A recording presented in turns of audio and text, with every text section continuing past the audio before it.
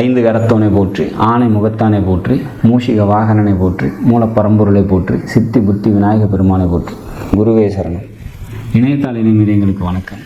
இது மே மாத ராசி பலன். மே மாதம் தனுசு ராசிக்கு எப்படி இருக்க போகுது அப்படிங்கிறத பார்க்கலாம். அதுக்கு முன்னாடி மே மாதத்தில் வரக்கூடிய முக்கிய விசேஷ தினங்கள் என்ன அப்படிங்கிறத பார்க்கலாம். மே 4ஆம் தேதி அக்னி நட்சத்திரம் ஆரம்பம். மே 10ஆம் தேதி அக்ஷய திருதியை.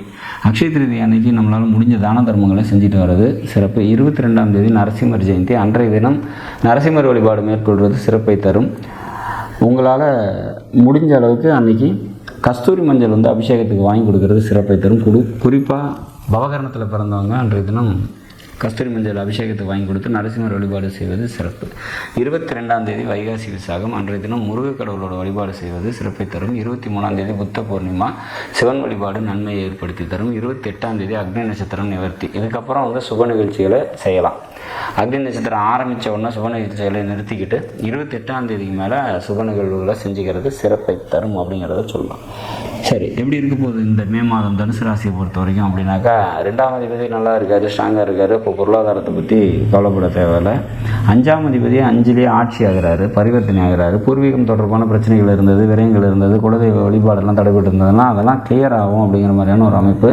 மனதில் எழக்கூடிய ஆசைகள்லாம் நிறைவேறும் அப்படிங்கிறத நம்ம உறுதியாக சொல்லலாம். தாய் வழி சொந்தத்தால் தேவையற்ற விரயங்களும் அலைச்சலும் செலவும் ஏற்படும் அப்படிங்கிற மாதிரியான ஒரு அமைப்பு. வீடு, சொத்து, இடம் சம்மந்தப்பட்ட விஷயங்களில் முன்னேற்றமான ஒரு சூழ்நிலைகள் ஏற்படும். படிச்சுட்டு இருக்கவங்களுக்கு படிப்பு நல்லாயிருக்கும் அப்படிங்கிற மாதிரியான ஒரு சுச்சுவேஷன்ஸ் கிரியேட் ஆகும். நண்பர்களால் பார்த்திங்கனாக்கா நன்மைகள் ஏற்படக்கூடிய நல்ல ஒரு மாதம். மனைவியாலையும் அனுகூலமான ஒரு சூழ்நிலைகள் ஏற்படும் அப்படின்னு சொல்லலாம். தந்தையாரால் நன்மைகள் ஏற்படும், அரசாங்கத்தால் நன்மைகள் ஏற்படக்கூடிய நல்ல ஒரு மாதமாக இந்த மாதம் இருக்கும் அப்படிங்கிறது தான் ஒரு சுச்சுவேஷன்ஸ்.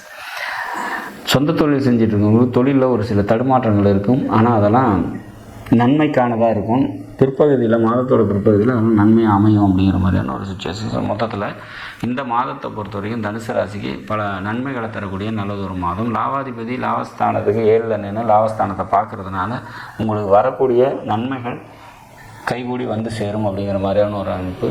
நண்பர்களால் நன்மைகள் ஏற்படக்கூடிய நல்லது ஒரு மாதமாக நிச்சயமாக இருக்கும். விரையாதிபதி உங்களோட ராசிக்கு 5ல் இருக்காங்க. அப்போ குழந்தைகளுக்காக நிறைய செலவுகள் ஏற்படலாம். வெளியூர் பயணங்களால் ஒரு சில விரயங்கள் ஏற்படும் அப்படிங்கிற மாதிரியான ஒரு சுச்சுவேஷன்ஸ். அதெல்லாம் சமாளிக்கக்கூடிய விதத்தில் இருக்கும். ராசிநாதன் பரிவர்த்தனையாகி ஆட்சி நிலையில் இருக்கிறதுனால எந்த ஒரு சுச்சுவேஷன்ஸையும் சமாளிக்கக்கூடிய சக்தி, மாற்றலும், மன தைரியமும் நிம்மதியும் ஏற்படக்கூடிய நல்ல ஒரு மாதமாக நிச்சயமாக இருக்கும். இந்த மாதத்தை பொறுத்த வரைக்கும் முருகக் கடவுளோட வழிபாடு கூடுதல் சிறப்பையும் நன்மையும் உங்களுக்கு தரும் அப்படிங்கிற மாதிரியான ஒரு அமைப்பு. நாடும் நாட்டு மக்களும் நலமுடன் வாழ நவகிரகங்களை வேண்டி அமைகிறேன். நன்றி, வணக்கம்.